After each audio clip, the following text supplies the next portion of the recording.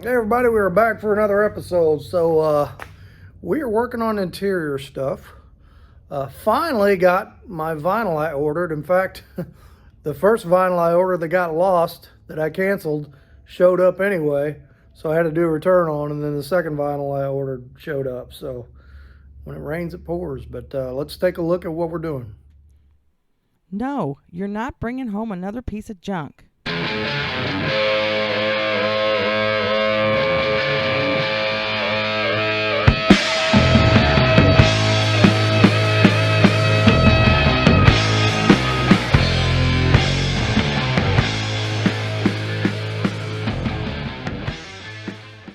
All right, so last time we saw how we did the foam on the seats and kind of where we stopped there. So I wanted to show you a couple things I did here. So I took these strips that all the old window fuzzy was falling off of, and I scraped all the junk off of them and got them down to just bare metal, and they're still in pretty good shape, the metal was. So I glued some strips of this industrial carpet that is like, you know, I use for speaker covers like I showed you on the other things. And we glued that on there with the windshield adhesive. So it is on there. And then ran some screws to it. And I think those came out pretty nice. So made those for all 4 of the door tops. And it was like almost $200 for the window fuzzies for the door tops. So we did it there, and we came over here. And I don't know if you can see that in there, but I did the same thing down there. I rolled the windows down and cleaned this strip up and glued the carpet to the windows. And I'll tell you what, that windshield adhesive is that ain't no joke. That ain't going nowhere. These were a little tough because on the Ford, the window only goes down that far. So getting that carpet in there with that adhesive was a little bit of a challenge, but we did get it. So all 4 of those are done. I painted back here. I painted over there with some gloss black. You saw me put that windshield adhesive in here last time. I mean, this stuff that window is never coming out of there in one piece. So this is what I used. See if I can spin that around. Hang on a second.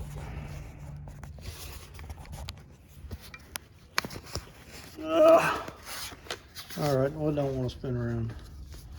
So, oh, here we go. Here we go. Auto glass polyurethane adhesive. Good stuff. So we are in good shape there.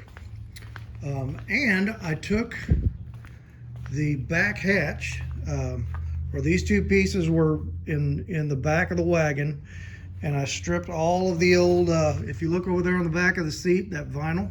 So we stripped all of that off of there. Wire brushed everything, cut out any bad rust that was on the bottom side. We painted these with some Pour 15, and I've got these rubber mats that if you look back at my video of the cab over truck we built, I saved a bunch of these from one of the buildings I used to work at, and these are just really stout rubber walking pads that go on a rubber roof, and I had a stack of them, and I've used them for all kinds of things. But we're gonna clean those up and cut them and use those for the insert on these panels, and they will go in the back. So we've been rolling along pretty good here. Okay, so we're gonna go inside. We're gonna take a look at the vinyl we got and start working on a seat cover. I think we're going to do the top of the seat first because that cover came off all in one piece, and we've got a good pattern to work with. So let's get that part of the seat done and get that installed, and then we'll work on the bottom part of the seat. We have to make a pattern for the bottom of the seat and get rolling on it. So let's go inside and take a look, and we'll see what we got. Okay, so here's what we got. I went ahead and pulled these seat covers apart. That's the back. Here are the sides. This is the front. Oh, this thing is dirty. I hate to flip this over and get this dirt on here. It's gonna happen. All right, so that is the factory pattern of what this looked like, and I am not going back with that. We are going to do, let me show you what I got for one.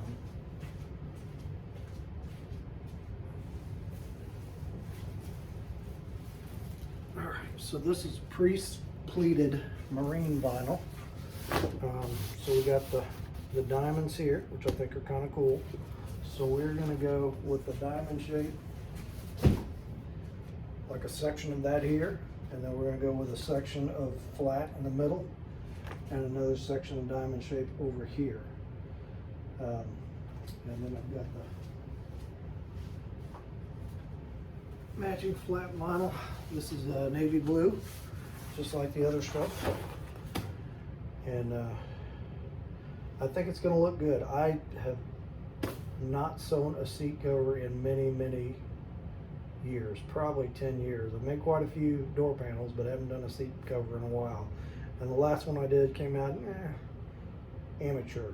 So it's gonna be okay. We're gonna make it work. This vinyl and that vinyl together was about almost $300, $275, something like that. So I think I've got enough here to do both seats and to make all 4 door panels. Initially, we're just going to do the front seat and the door panels.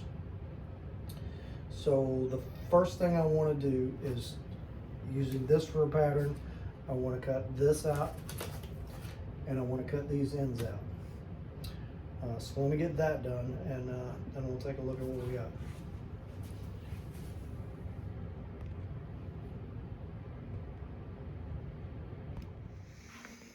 Okay, so the easy part's done. We got the back cut, and I got my left and right end pieces cut.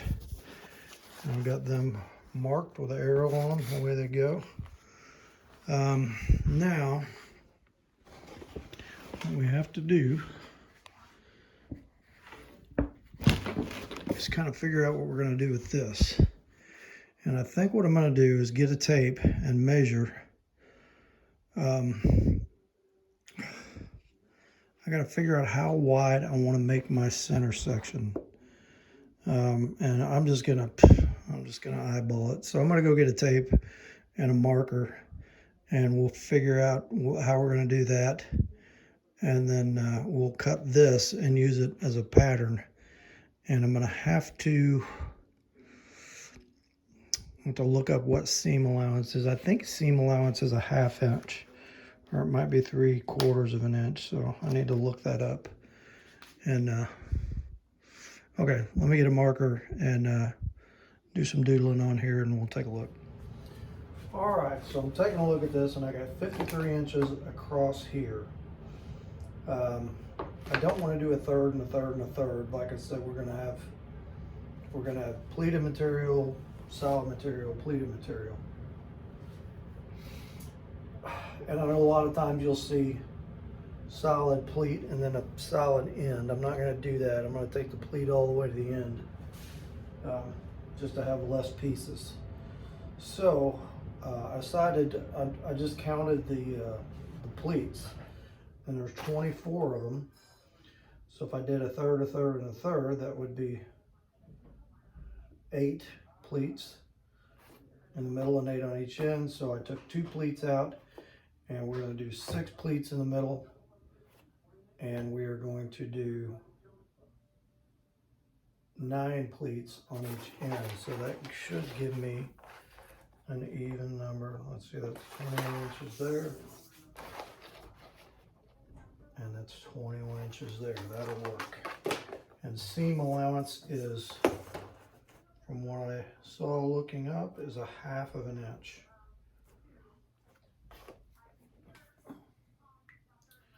So the old pleat line here, we'll make a nice straight line to mark this on.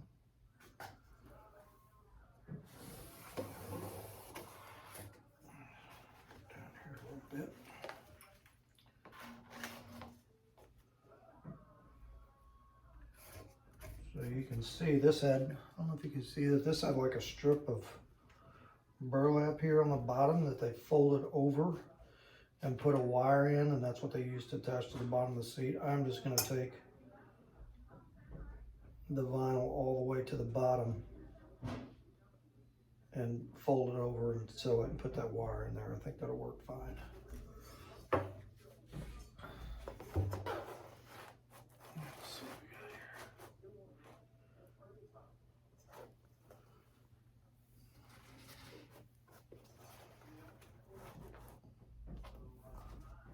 I hope this comes out nice.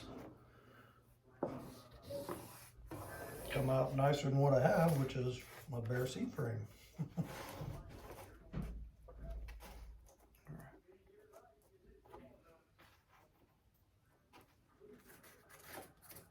Okay, I'll do that.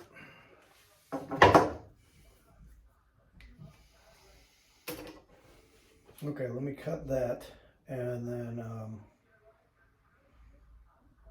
I'll go ahead and cut my solid and cut my pleated, and then we'll kind of put it together sort of and see what it looks like. So back in just a few. Okay, so we got our pieces cut, and I've got it just pinned together right now. So that kind of gives you an idea what it's going to look like, and I think it's going to look pretty good. I almost wonder if I shouldn't have gone with a lighter color in the middle, but I've already got the stuff, and I think it's going to look fine once it's done. So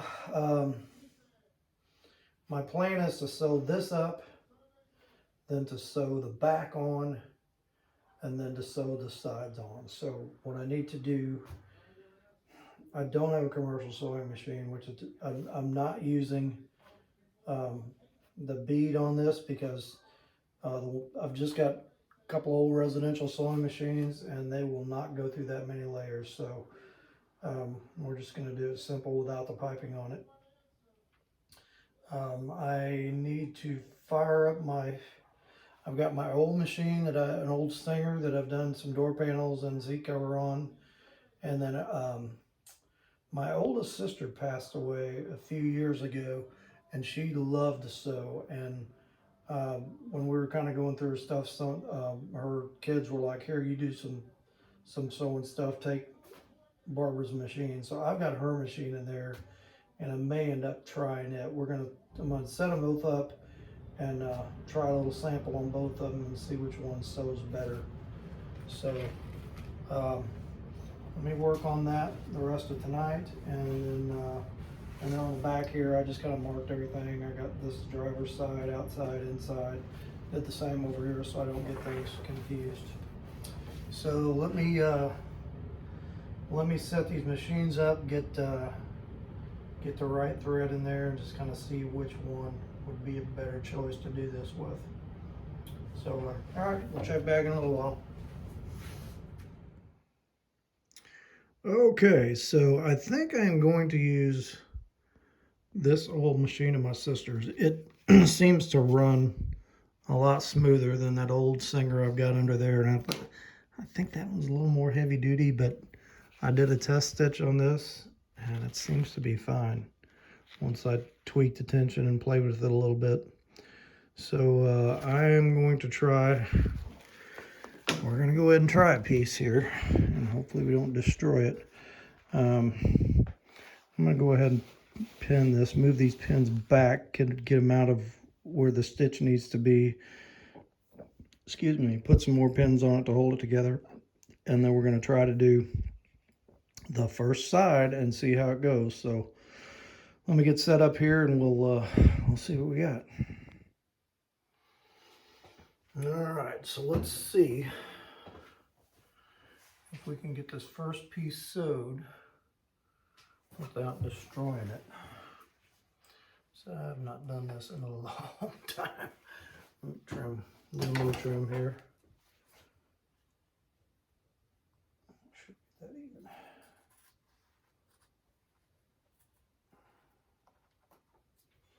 Okay. So I've got, I'm pinned about 2 inches back, so that doesn't interfere with the foot. And we're gonna try to go, tell you what, let me mark a 1/2 inch on here so I know where my stitch is gonna be. Just gonna put a few marks down the side, so just for kind of a guide.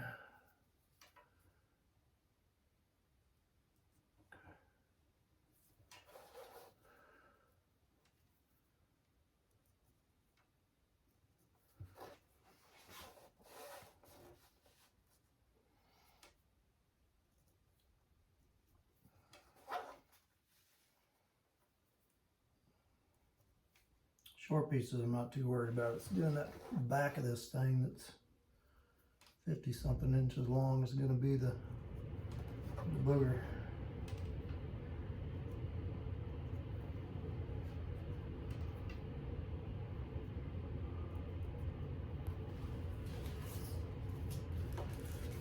All right.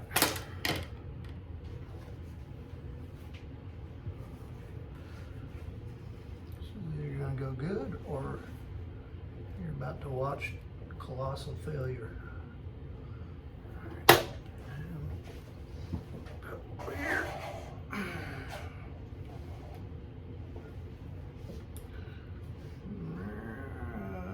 Okay.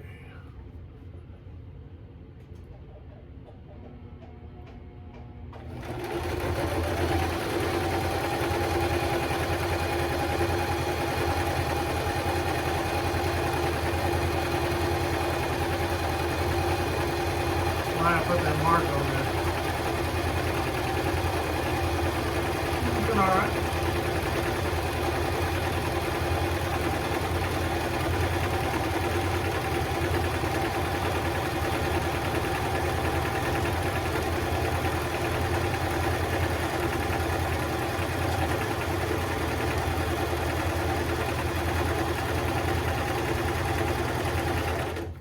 I wish Barbara was still around. She could help me out with this. She was my oldest sister. My mom was in the delivery room delivering Barbara in December of 1941. And the nurse ran in the room and said, the Japanese just bombed Pearl Harbor. Good memory of your birth.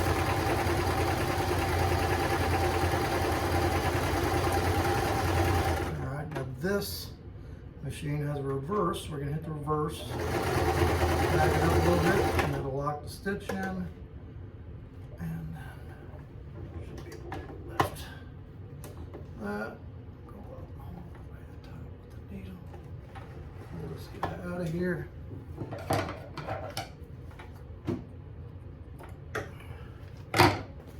And we got her. Good deal. Okay, let me take my pins out. We'll do the other side, and we'll do the back, and then we'll take another look. So I'll pause for now. I'll be back in just a bit. Okay, so far so good. We've got these 4 pieces all sewed together. That long one was a booger. I've only had the machine jam up on me, well, it jammed up on me twice. The bobbin thread got a little snarled up down there, but I think it's just, you know, we're going through some pretty thick material with a residential machine. So, but it is sewing nice. It seems to be sewing a nice straight line. So now I got to put the end pieces on there, and I think they might be a little tougher. And we're just going to go for it. So I think, you know, so your end piece will kind of wrap this part here. So on that part, I'll just be sewing the vinyl to the vinyl. I don't think that's too bad. I think it's this quilted stuff where it has to go through the vinyl and the foam is where it's saying help me Jesus. So but let me get those and we might have to trim a little here. Let me get those end pieces figured up and pinned, and we'll get one sewed on, and then we'll or maybe both sewed on, then we'll take another look at it. So Okay, there she is, all sewed up front and back, and with these side pieces were a booger. I mean, they were tough to hold them straight. I couldn't figure out whether to start in the middle or start in the end because I wanted to get, you know, the center of the top lined up with the seam. So I guess all we can do is see how it fits and see what it looks like. So let's go check that out. Okay, so I took it outside and test fit it, and we're going to call this a fail because I got the end pieces in the wrong place. And what happened was why did I not remember that this needed to be lined up with this? Because what happened, I got it on there and the seam was on the top of the seat. It was on the front instead of on the back. So I ended up with this being way too long and the back being too short. So I got to seam rip these sides off there and resew them. Other than that, it looks pretty good. So not a big deal, you know, for not sewing a seat in probably a decade is the last time I did it. So we're just we're gonna fix it. So let me get it fixed and we'll take it back out. We'll try it again. Okay, so it fits pretty good, pretty decent. I mean, my seam across the back here is straight, and then you know, my center's lined up good and my end panels are the same. The sides are kind of okay. I mean, I kind of got a little bubble and stuff going on up here, but I mean, hey, I haven't done one of these in forever. So after I re-sewed it, I had the right amount of material to hog ring both sides down here. So I'm pretty satisfied with it. I think it's going to be fine. Okay, now we need to do the bottom. And for the bottom, I have to make a pattern. And I don't know if I have stuff here to do it or not. I need to go back and watch this video. It's a LG Customs video of how he makes the pattern for the bottom of this thing. I do remember he makes a half a pattern and then flips it over and then makes the other side. So like I said, I really had nothing there to work with except for some scraps. So I'm going to watch that video and then we'll take a look at how we're going to do this side. But this side I'm pretty happy with. I got a kind of a wrinkle on the back here. Where's it at? Yeah, over on that side, a little bit over here. But hey, you know, it's much better than a bare seat spring, and I don't think it's too bad. So, all right, let me check into this some more, and then we'll be back. Okay, so here's where we are on the bottom of the seat. I went ahead and flipped this over, and we rolled this foam under here and hog ringed it around there. And then I took some of these carpet scraps and I made a pattern that is actually in the house. But what we did is we kind of drew this line around the crown of the seat, got that nice and straight all the way around. And then I measured off the other seat what my center section is going to be. So I made a pattern. This is my center section that will match up with that one. I did my 1/2 inch seam allowance, and then I made a piece for this. So I am going to cut out this piece, and then we're just going to take this and flip it and to make a copy of, because we want that to be the same. So we'll get this top piece sewed together. And then we'll bring it out, and then we'll take a look at making a pattern for the bottom of the seat. And we're going to do that partially by using, I've got this scrap left for the old seat. I think I got one for the other side too. So you can kind of see how that's going to be made, and we're going to make that little indentation there. So I think we've got enough there to make a pattern off of. We're going to try it out and see. So let me get that top piece sewed up, and then we'll take a look at these pieces and see what we can do with that side piece. All right, so we got the top piece sewed up, and I think it came out pretty good here. So we've got our 1/2 inch of overlap or sewing allowance on all our seams here. And what I'm going to do now is cut apart those side pieces and figure out how we're going to do how those are going to work. Just want to do a test fit on them. I'm going to get this seat done in this video, and gosh darn it, I could drive this thing once I have the seat in it. At least test drive it down the road, except we're supposed to get 10 inches of snow tonight. So, and then oh well, we'll see what happens. We spring is not here yet, so I guess I'm just getting anxious to be done with it and take her down the road. So, all right, let me get these side pieces cut apart and we'll take a look at what they look like. Okay, so we had to do a little bit of extrapolating here. Here is what's left of those side pieces. So I was able to kind of cut one of them open and spread it out and compare it to this one and just kind of mentally fill in where the vinyl should be. And here's what I came up with, this piece here. And let's take a look over here and we'll see if I can show you how we do this. Check my camera angle there. Okay. So, we put a mark on here to coincide with the ground on the sit with the center point of the curve on the seat. And then we've got our line under here, so I know I've got a 1/2 inch of seam allowance. We're going to lay that above there. We're going to put this mark on this mark. In fact, I need to put that mark on the foam. I got it on the vinyl right now. And if we do that, we wrap this around to here and we put a mark there. So that looks pretty good, although I may need to take a little off of this curve. Well, no, I'm going to sew a seam there, so that should be okay. So we did that, and then we're just going to copy this piece on the other side. So we did the same thing on the other side, and then I measured this width, so that is 6.5, and then measure between those two marks, and that's 45. Let me mark that on my pattern there before I forget.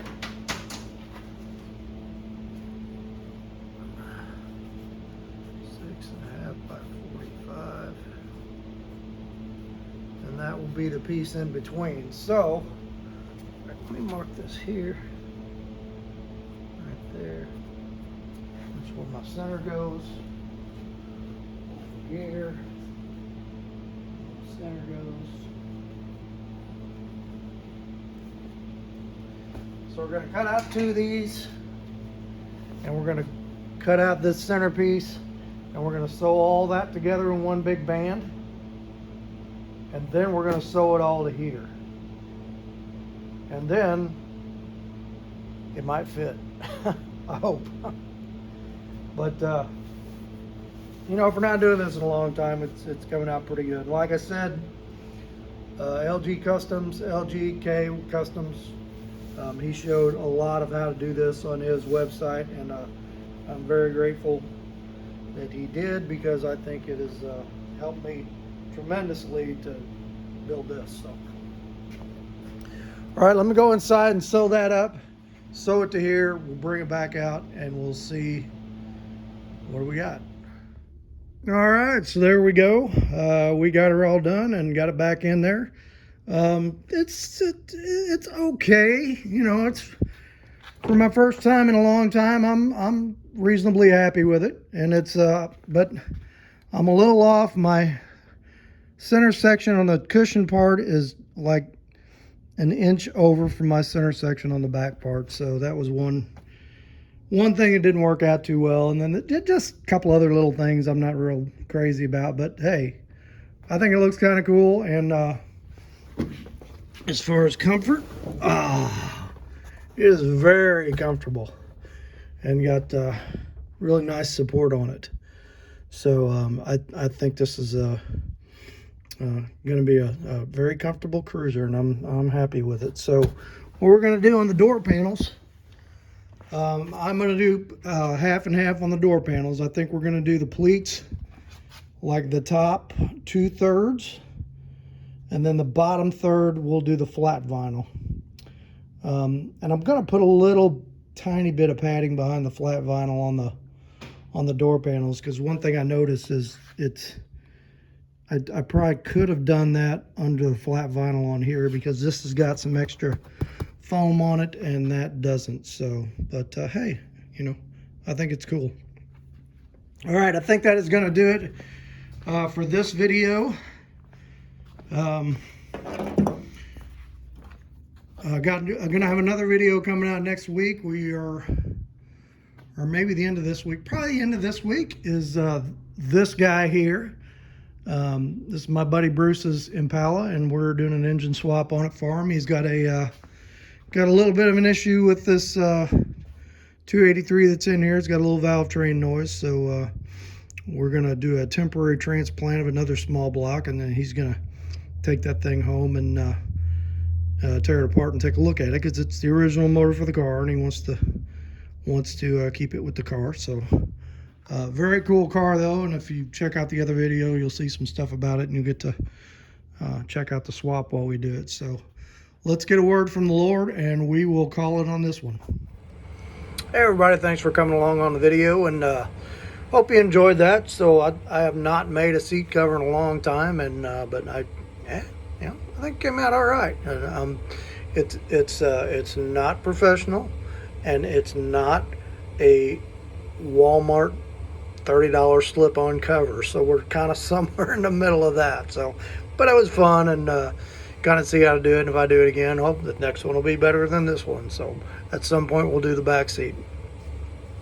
Anyways, so for a message this week, so many things going on in the world today. One that I have seen a lot of talk about, and that I've had discussions with people about, is the subject of immigration and where we are in our country with immigration. You know, there's a big push by our new government to the people who are here illegally, that came into the country and not abiding by our laws, that especially the criminal element of them, the criminal element needs to leave. They need to go back to their country. The ones, we hear a lot of people say, well, what about the ones that didn't break any law except for coming into the country illegally? They're still breaking the law to come in the country illegally. So my opinion is that, you know, maybe some of those are legit, that we look at a pathway to keep them in the country. But I think we're also going to run into a situation where some of them are going to need to return to their home country, wherever that is. And if they want to come into our country, that and if there's no criminal problem with them, that we welcome them, but they must go through the legal process of coming into our country. So somebody I was talking to said, what would Jesus do? Okay, well, we're going to find out. So the Bible is very clear on how we're supposed to treat immigrants and strangers, and you know, those we meet that from other places. They call them sojourners in a lot of Bible verses. So I'm going to read just a couple of quick Bible verses on how, as Christians, we should be treating sojourners, immigrants in our country. So let's take a look. Let's take a look at Leviticus 19:33 and 34, and it says, when I find it here, if you hear it clunking over my head, my wife's running the washing machine. It says, when a stranger resides with you in your land, you shall do him no wrong. The stranger who resides with you shall be to you as the native among you, and you shall love him as yourself. For you are aliens in the land of Egypt. I am the Lord your God. Very clear that we are supposed to be welcoming and loving to these people, to the stranger. So now let's look at Exodus 23:9.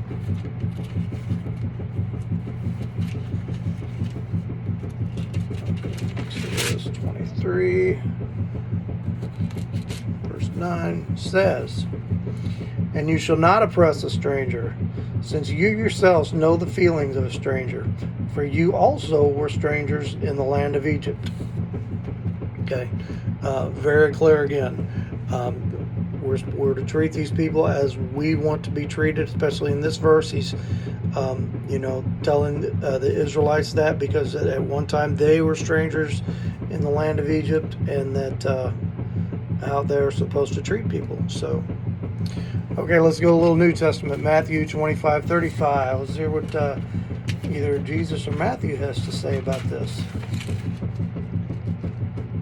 What would Jesus do? What would Jesus say? Let's find out. He told us. All we got to do is pick up the book and find out. Isn't that great? Most of the time, if we want to know what would Jesus do, it's right here. All we got to do is pick it up and read it. Matthew 25:35. Come on now. 25:35. Is this Jesus talking or is this Matthew talking? This is Jesus talking, so we better listen to this one. "For I was hungry, and you gave me something to eat. I was thirsty, and you gave me drink. I was a stranger, and you invited me in." That is exactly how we should be treating sojourners, strangers in our land. And finally, Hebrews 13:2.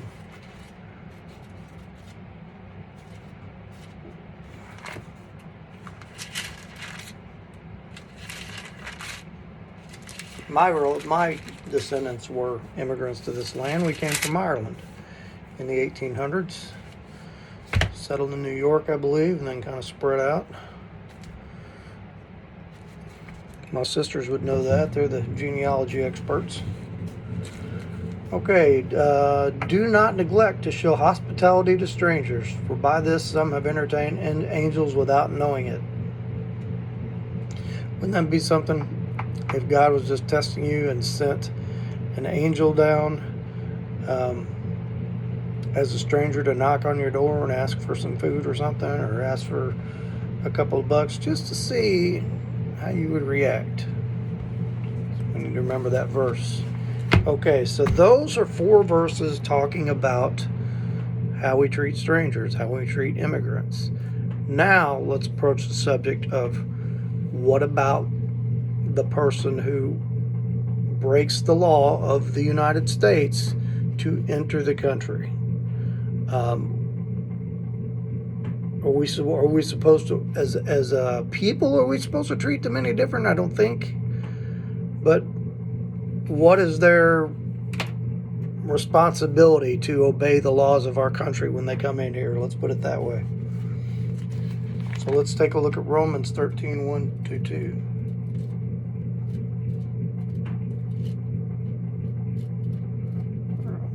Back here.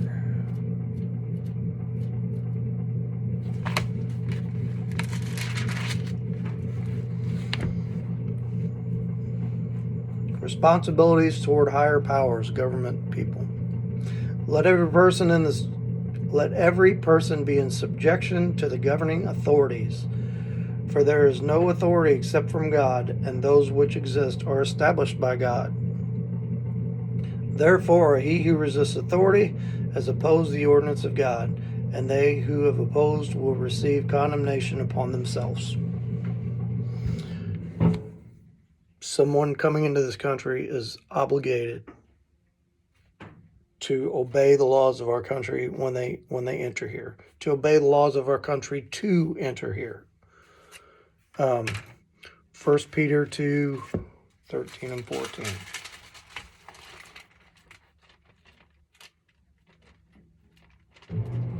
It doesn't mean we're mean to them.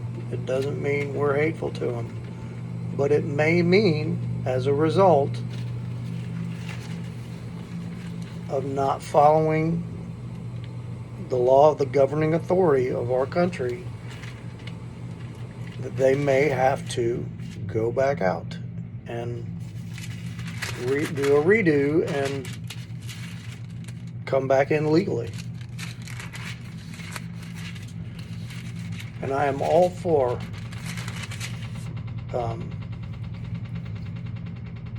a good pathway to do that, to help people do that. Okay, 1 Peter 2:13 and 14. Submit yourself to the Lord for the Lord's sake to every human institution, whether to it as a king as the one in whether to a king as the one in authority. Again, we are to obey the law, even when we don't agree with the law. Even when we've said, well, I only broke the little law. No, we are to obey the law of the governing authority. God says so. Titus 3:1. Titus is one of those books that I always have remembering where it's at.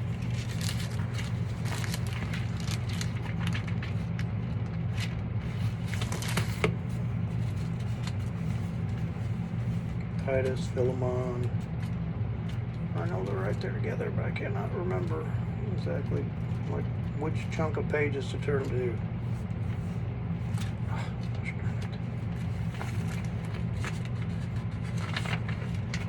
There's like a million indexes in this Bible. I'll tell you what, let's just go to Hebrews 13:17.